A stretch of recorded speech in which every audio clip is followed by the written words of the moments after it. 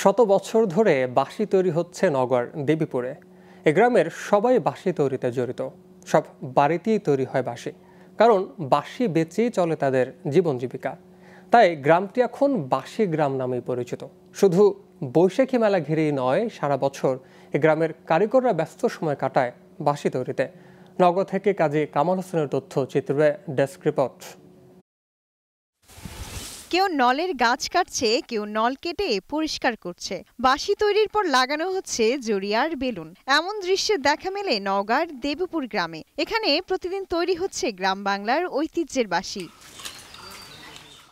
শুধু বিশেষ কোনো দিবসকে ঘিরে নয়, এই গ্রামের নারী, পুরুষ ও শিশু কিশোররা বাঁশি তৈরি করেন বছর জুড়ে। গ্রামীণ মেলা, পহেলা বৈশাখের মতো উৎসব এলেই বেড়ে যায় তাদের ব্যস্ততা। এই গ্রামের 500 পরিবার এই বাঁশি তৈরির কাজে জড়িত রয়েছে। পয়লা বৈশাখী, রথ, ওগুলো মালার চাপ বেশি, এই জন্য আমরা সিলেট, দিনাজপুর, চট্টগ্রাম এগুলো সব জায়গাতে প্যাটে দেওয়া হয়। বেলুন লাগে বেশি পেঁচাই, সারাদিনে 1000 বেশি পেঁচানো হয়। 1000 দাম আসে 160 টাকা। লল কাটা লাগে, শিলা লাগে, রোদে শুকাতে হয়, তারপর ফিটিং করতে হয়, তারপর কল কাটা লাগে।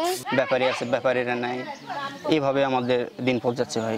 প্রায় 500 পরিবার আছে, এইভাবে আমরা চলতেছি। ঐতিহ্যবাহী এই গ্রামীণ কুটির শিল্পটি যেন হারিয়ে না যায়, সেজন্য সরকারি নজরদারি সহ কম সুদে ঋণ দায়ের দাবি কারিগরদের। সরকারিভাবে কোনো পৃষ্ঠপোষকতা পেতাম, তাহলে এই ব্যবসাটা আরো ভালোভাবে আমরা চালাতে পারতাম। সমগ্র বাংলাদেশে আমরা এই বাঁশিটা সাপ্লাই দিই, এখান থেকে কিনে। এটা আর কোনো জায়গাতে তৈরি হয় না, শুধু এখানেই হয়, এবং আমাদের বাঁশির ব্যাপক চাহিদা আছে। আমরা ব্যাপারীরা কিনে বিক্রি করি, এমন 20-30 কোটি টাকা।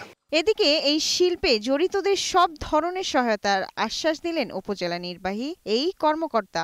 যারা এটির সাথে জড়িত তাদেরকে উন্নত প্রশিক্ষণ দেওয়া, তাদেরকে স্বল্প সুদে আমরা যদি ঋণ সরবরাহ করতে পারি, আমরা সর্বাত্মক চেষ্টা করব তাদের পাশে থাকার জন্য। বাঙালির সাংস্কৃতিক ঐতিহ্য ধারণকারী এই বাঁশি শিল্পের উন্নয়নে সংশ্লিষ্টরা এগিয়ে আসবে, এমন প্রত্যাশা নওগাঁ কারিগরদের। Global television news desk.